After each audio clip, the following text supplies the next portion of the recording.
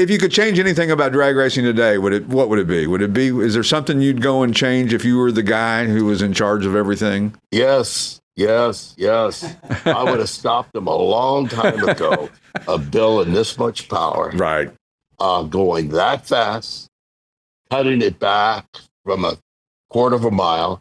I wish they would have worked, and I tried to get them to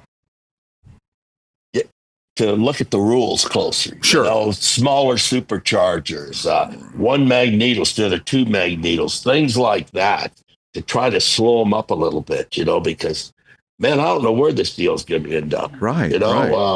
Right now, the real danger is losing tires. Right. We had this guy Reed not long ago in his Top Fuel car. He lost a tire in the third, turned around backwards. Jeez. And, lost part of his hand. Right. Goddamn things are fast. Yeah, they absolutely are. You're right. They probably are too fast. And, you hate to say that as a racer, that, something's too fast.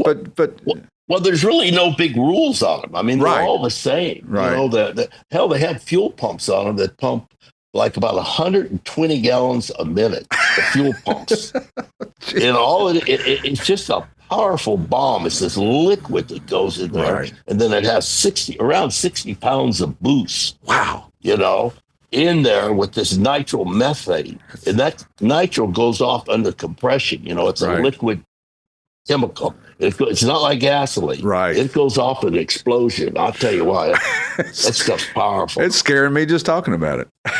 Well, yeah, me too. That's why I don't do it anymore. The Classic Auto Mall Show with their host, Stewart Howden.